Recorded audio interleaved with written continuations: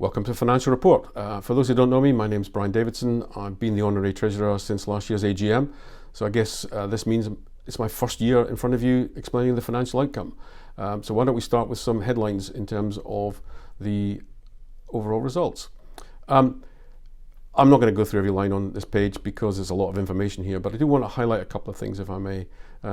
Everything is going in the right direction. It's all up. Our surplus at 4.6 million is up 4.4 million on last year, which is largely down to increased income from some rather unusual sources, and I will return to that.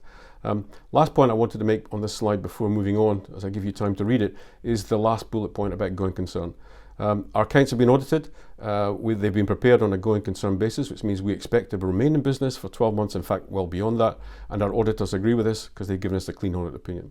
So looking at the exceptional items, I guess the best way to describe those are game of two halves. Income from donations and legacies is up, almost 4.2 million, as you can see from that slide. That includes, as it says there, the exceptional one-off legacy of 2.4 million. We have never had a legacy of that size in my experience here.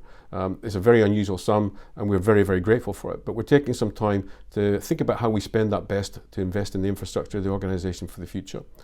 Also included in that growth is a roughly £750,000 from the PPL Dream Fund, which is around the Barna House project, and that will be spent over the coming months and year towards developing that concept further into a real working environment.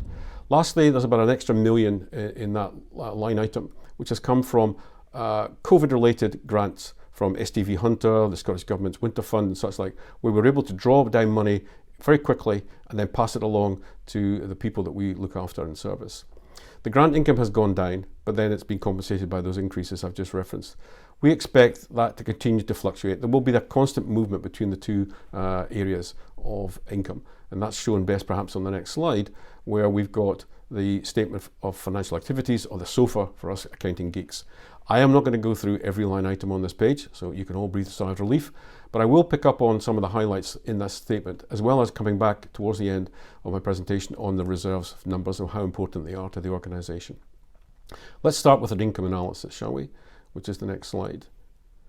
That income splits into two parts. Donations and legacies, which we've had a big discussion of already, and charitable activities. Charitable activities, for those who are not familiar with it, are effectively income we generate from contract work, working for local authorities, Scottish Government and the like.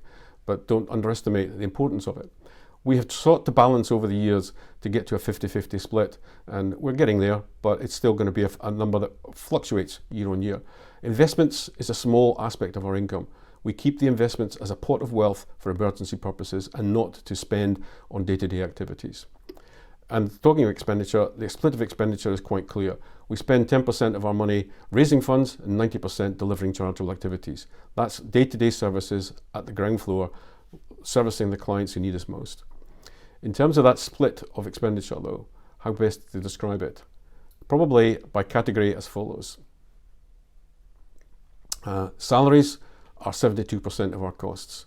Non-salaries are all the other things, including property, as you can see there. But that 72% is important because it relates to the people in the organisation, some 7 million of the £10 million of expenditure, who are delivering services for the charity.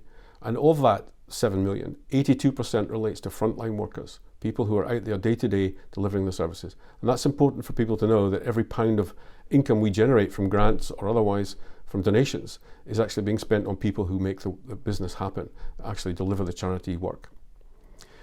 I said I'd come back to the reserves, and here we have a footnote from the financial statements which talks about how the net assets are allocated across the reserves. For the non-accountants out there, let me just highlight something for you.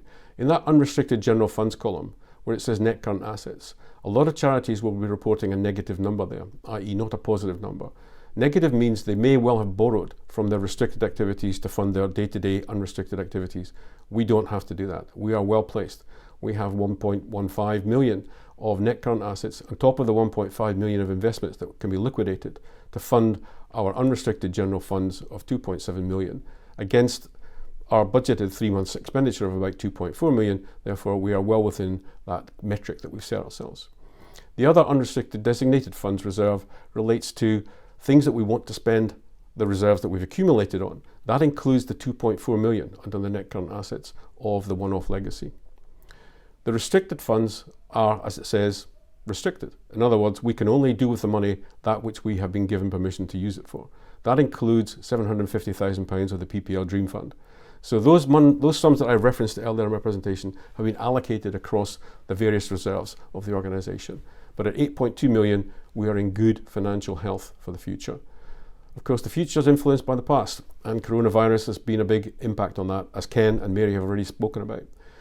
We were able to flex what we do and how we do it, and we've delivered. We've delivered it through using the extra funds that were available from various emergency funding points, and we've also drawn on our own reserves to make it happen. But back to a bit more of normality in the next few years, but it will be challenging financially. Why? Because local authorities in particular, where we get a lot of our contract work from, are going to be under significant financial pressure. However, you should be assured that with the reserves that we have in hand, we are well placed to look forward to the future. I'll take any questions now. To ask a question, please type it into the chat box. Someone will look for it and let me know whether it's for me, and if so, I'll happily give you an answer. Thank you.